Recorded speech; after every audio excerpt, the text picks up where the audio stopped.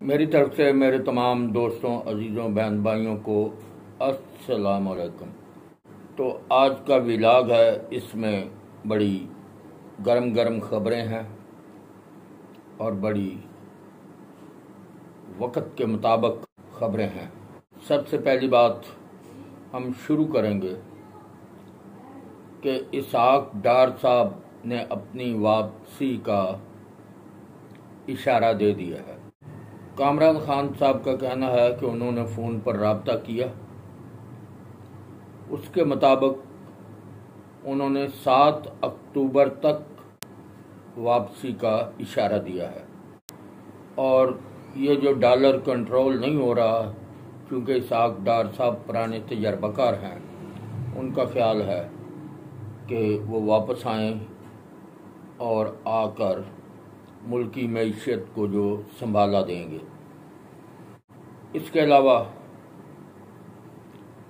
आप देखेंगे कि यूनाइटेड नेशन में सेशन के दौरान अमरीकी सदर के साथ वज़ीर-ए-आज़म पाकिस्तान शहबाज शरीफ साहब की तस्वीर जो है वो शेयर हुई है। अभी तक तो इस पर किसी ने तबसरा नहीं किया, लेकिन जल्द ही प्रोपेगेंडा शुरू हो जाएगा। अब एक चीज़ और भी देखने को मिल रही है कि इमरान खान साहब का जो बयानिया है फ़ौज के मामले में, उस पर पीटीआई के अंदर भी दो धड़े जो हैं वो बन रहे हैं। एक धड़ा वो है जो इस प्रोपेगेंडे की या इस मामलात में स्क्रीन से पीछे आ रहे हैं।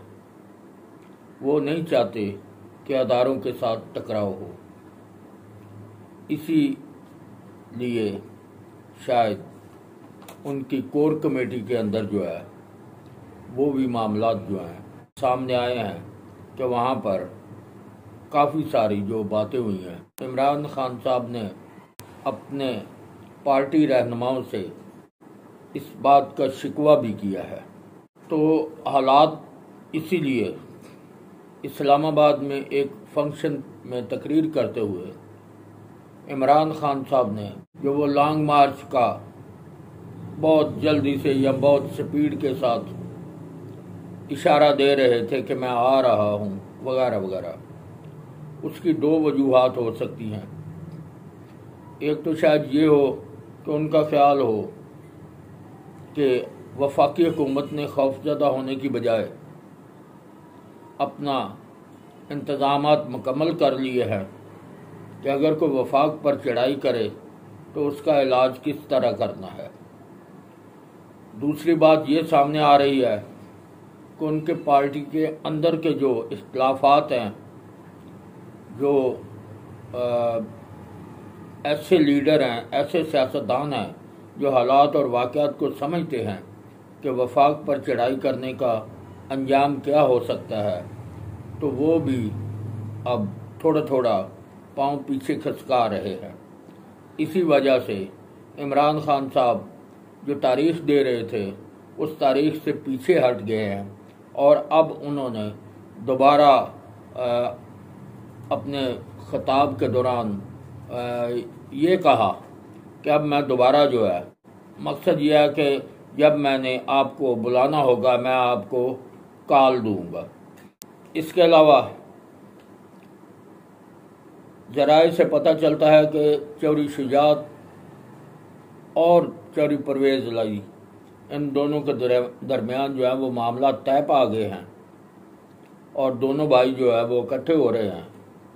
और उसका जो नतीजा है कि इमरान खान साहब लाहौर जब गए तो ये इनकी मीटिंग जो है वो करनी थी परवेज़ लाई साहब से, वो भी ना हो सकी।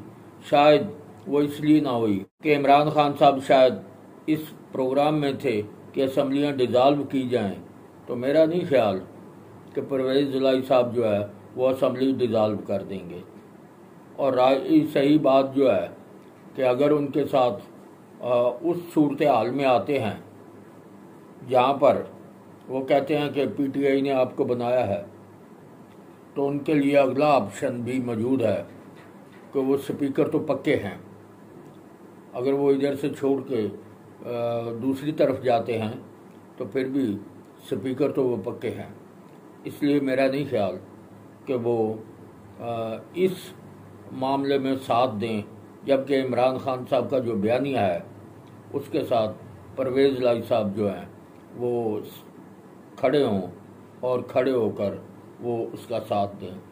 इसका नतीजा वो जो वकला के साथ खिताब किया था, वो जो वहाँ कट किया था, उस कट से भी ज़ाहिर होता है कि परवेज़ लाई साहब जो है वो उस कदर साथ नहीं है जिस कदर इनका ख्याल है। इसके अलावा शेख रशीद साहब जो हैं उन्होंने भी तो थाने में अब दरख्वास्त जमा कराई है कि उन्हें भी धमकियाँ मिल रही हैं। इसके अलावा जो चीज़ सामने आ रही है कि इमरान खान साहब चीफ ऑफ आर्मी स्टाफ के मामले को भी कोर्ट में ले जाने की अफवाहें गर्दिश कर रही हैं।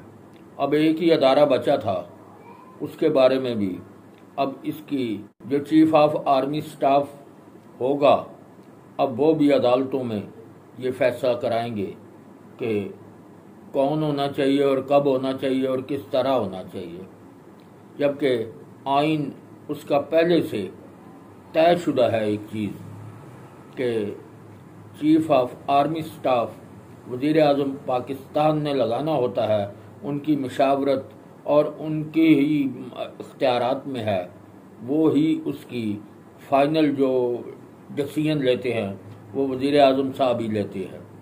एक बड़ी दिलचस्प और सबक आमोज़ जो ख़बर सामने आई वो ये है कि देखें वक्त कितनी तेज़ी से बदलता है कि मियाँ असलम इकबाल साहब जो का वज़ीर आला पंजाब उस्मान बुज़दार साहब के दौर में वज़ीर थे और जब चाहते थे उस्मान बुज़दार उनकी वज़ारत तब्दील कर देते थे। आज उनसे मिलने के लिए जब उस्मान बुज़दार साहब उनके रिहाइशगाह पर पहुँचे या उनके पास पहुँचे तो मियाँ असलम इकबाल साहब की उनसे मुलाकात हुई। ये वो मियाँ असलम साहब हैं जो उस्मान बुज़दार साहब से मुलाकात के लिए वक्त मांगा करते थे। वक्त का पहिया कितनी जल्दी तब्दील होता है। और उसके बाद जब इनकी मुलाकात हुई, जो बातें भी तय हुई या जो बातें भी हुई, उसकी जो मीडिया कवरेज की गई वो बजाय इसके कि बताया जाता कि उस्मान बुज़दार साहब ने भी कोई बात की है, वो सारे ख़बरें जो हैं वो मीडिया में मियाँ असलम इकबाल साहब के हवाले से शाया हुई और नशर की गई। तो ये है कुदरत का फैसले और कुदरत के ख़जान अल्लाह की तरफ से। ये देखें कि वक्त कितनी तेज़ी से बदलता है। अब आ जाएं तलाल चौधरी साहब जो है वो शाहजेब खानज़ादा के प्रोग्राम में उन्होंने अपने ख़यालात का इजहार किया, जिसमें इमरान खान साहब के केस बारे भी गुफ्तगू हुई। और अब सुनते हैं कि तलाल चौधरी साहब क्या फरमाते हैं और उनके जज्बात क्या कहते हैं, तो सुनते हैं। कहा करते थे कि दोरा म्यार है, हमें सुतेला बनाकर सलूक किया गया है और कोई लाडला है। वो आहिस्ता आहिस्ता चीजें साबित हो रही हैं। और आज अगर शहबाज गिल की बीवी, ड्राइवर की बीवी गिरफ्तार हो, तो आज हमारी माँ बहनें जो कि काल कोठरियों में रही, मौत की चक्की में रही, उनका दर्द भी लोगों को याद आया। वो 2 दिन रिमांड पे रहा, तो हमारे 90 दिन का वो रिमांड भी लोगों को ज्यादती याद आई, नहीं तो लोग तो भूल गए थे।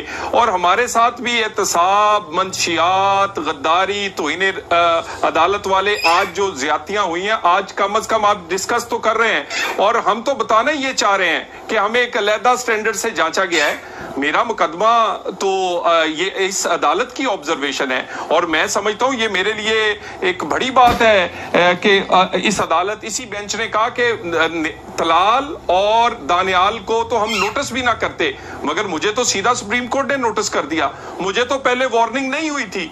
जो एश्योरेंस आज इमरान खान ने इस्लामाबाद हाई कोर्ट में दी है, वही एश्योरेंस 2014 में, ये मेरे पास कागजात पड़े हैं, यही एश्योरेंस उन्होंने तौहीन अदालत में सुप्रीम कोर्ट को भी दी थी। मैं आइंदा नहीं करूंगा, मैं अदालत का एहतराम करता हूं। उन्होंने अगर सुप्रीम कोर्ट में दी एश्योरेंस पे अमल नहीं किया तो ये इस पे कैसे करेंगे। खान साहब का एक ही तरीका है, वो गिरेबान को पढ़ते हैं, जब हाथ बात नहीं बनती तो फिर पांव पड़ जाते हैं। मैं अपने हर व्लॉग में यही कहता हूं, क्योंकि मेरे सामने जो चीज़ घूमती है वो आज भी उसी तरह से, वो इलाके जो हैं जो सैलाब से मुतासर हुए, वहाँ की आवाम से नज़रों के सामने आ जाती है जब मैं व्लॉग करने बैठता हूँ। और जब इमरान खान साहब का कोई जोशीला प्लान मेरे सामने आता है तो मैं यही सोचता हूँ, काश कि उन गरीबों के लिए कुछ सोचे, उनके लिए कोई मदद करता, उनकी कोई फिक्र करता। इलेक्शन तो होने हैं और पीडीएम ने वाज़ेह तौर पर कह दिया है कि ये इलेक्शन अपनी मुकर्रर वक्त पर ही होंगे। अब इमरान खान साहब वो बच्चों की तरह, वो जैसे कोई नहीं छत पे चढ़ जाता है तो आंदा मैं लगा छाल मारन, मैं छाल मारने लगा जे। तो जब कोई तंग पड़ जाता है रोज़ देख देख के कि मैं छाल मारने लगा, आखिर एक दिन को कह देता है कि अच्छा यार तुम मार ही ला है छाल। तो अब वो वक्त आ गया है कि वो आंदे ने मैं लगा छाल मारन तो ना क्या मार ला। अब आगे भी तो राणा सनावला बैठा है, तो राणा सनावला किस तरह की मैनेजमेंट करता है, वो पिछला लांग मार्च जो है इमरान खान साहब का, वो उन्होंने देख लिया है और उनको पता है। अब हवाई फायर करने से, ज़बानी फायर करने का कोई फ़ायदा नहीं। इस आवाम को मतलब गुमराह करना या आवाम को इनका वो जोश जो है उसमें ऑक्सीजन भरते रहना, ये तो कोई बात नहीं है। वो कहते हैं इस तरह जो है वो मोराल जो अप रहेगा पार्टी का, तो पार्टी भी अब तो समझ रही है, काफ़ी सारी क़यादत जो है उनकी, वो अब हालात बता रहे हैं कि वो इनके साथ इत्तेफाक नहीं कर रही कि वो अदारों पर चढ़ाई करें और सारे सियासतदान जो है वो उनके साथ खड़े हों। ये नज़र आता है और इसका अंजाम जो होना है, ये तो जज्बाती हैं इमरान खान साहब, लेकिन जो पुराने मंजे हुए सियासतदान हैं वो समझते हैं, उनको पता है कि वफाक पर चढ़ाई करने का मतलब क्या होता है और वहाँ पर जो FIR दर्ज होंगी या जो इंतज़ामात किए जाएंगे वो किस तरह के होंगे। तो ऐसा मुमकिन नहीं है ये सोचना। ये तो अब मुल्क भी नहीं सोचते। कभी मुल्क सोचते थे ये छोटा मुल्क पे चढ़ाई कर दो, अब कोई मुल्क किसी पर चढ़ाई नहीं करता क्योंकि कानून मौजूद है। इसी तरह यहाँ भी एक कानून मौजूद है हमारे पास कि वफाक जो है वो वफाक है। इसका मतलब ये नहीं है कि वफाक छोटा है, उसके पास जगह थोड़ी है। भाई उसके वफाक की जगह थोड़ी है, लेकिन उनके अहकामात और उनके आर्डर और उनकी ज़बान तो छोटी नहीं है कि वो जो अपनी ज़बान से कहेंगे उस पर अमल दरामद होना है और वफाकी अदारे सारे करेंगे। तो जो पाक फ़ौज होती है मुल्क की, वो भी वफाक के साथ खड़ी होती है, हुकूमत के साथ ही होती है। शूशे छोड़ने, ये उन लोगों को तो ऑक्सीजन मिल सकती है जो कानून से बेखबर हैं और उन्हें पता है जो इमरान खान साहब कि जो इमरान खान साहब कह रहे हैं इनसे निकला हुआ हर लफ्ज़ पूरा ही होना है। लेकिन जो समझदार हैं, जिनके दिमाग में कुछ चीज़ है, क्योंकि पीटीआई में दो किस्म के अवाम है, हर जमात में दो किस्म की होती है, कुछ समझदार होते हैं और कुछ पीछे नहीं, वो जलसा जा रहा होता है। तो जुलूस जब जा रहा होता है तो आगे लीडर जो होता है वो बाद पीछे वालों को पता ही नहीं होता कि कौन सा लीडर जो है, कौन सा सियासतदान इस जलसे की जो लीड है उसने संभाली हुई है। तो वो पीछे बस यही कहते रहते हैं, आवे ही आवे, आवे ही आवे, जो आवाज़ आगे से आ गई, आवे ही आवे साडा लीडर, आवे ही आवे। और ये पता ही नहीं लीडर आगे कौन क्या आदत कर रहा है, जुलूस को कौन चला रहा है, क्योंकि वो इतने पीछे होते हैं और इतने मतलब कह लो लाशऊर कह लो उनको उनमें शऊर ही नहीं होता, उनको पता ही नहीं होता। तो वो बस फिर सिर्फ इसीलिए गए होते हैं आवे ही आवे। तो बहरहाल आवे ही आवे वालों का तो कोई खैर इलाज नहीं है, वो तो कुछ देख के पीछे हटते हैं।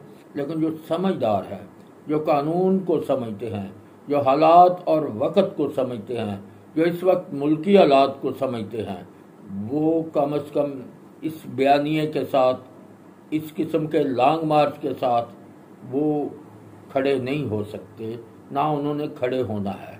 और इसीलिए ये वक्त जो है वो तारीख़ को ख़त्म करके अब ये कह दिया गया है कि मैं वक्त का ऐलान करूँगा और आपको बताऊँगा कि आपने तैयार रहना है, आपने कब आना है। क्योंकि परवेज़ इलाही साहब भी मेरे ख्याल में इस किस्म के इक़दामात के साथ स्टैंड नहीं करेंगे, वो तो वैसे भी नहीं करेंगे। तो रह गया असम्बलियाँ डिज़ाल्व करने का, वो भी नहीं होती, वो कैसे होंगी। परवेज़ इलाही साहब अपनी वज़ीर आला शिफ्ट ख़त्म कर दें, अगर उनको मिल गई है तो अब कैसे मुमकिन है कि वो इसे ख़त्म कर दें, ये भी नहीं होगा।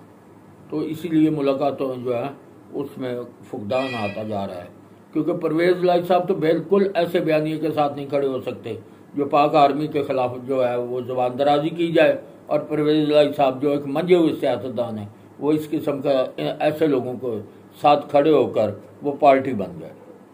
तो बहरहाल इसके साथ ही इजाज़त चाहता हूँ। तमाम दोस्त चैनल को सब्सक्राइब करें, शेयर करें, लाइक करें और मुलाकात होगी अगले व्लॉग में। खुदा हाफ़िज़।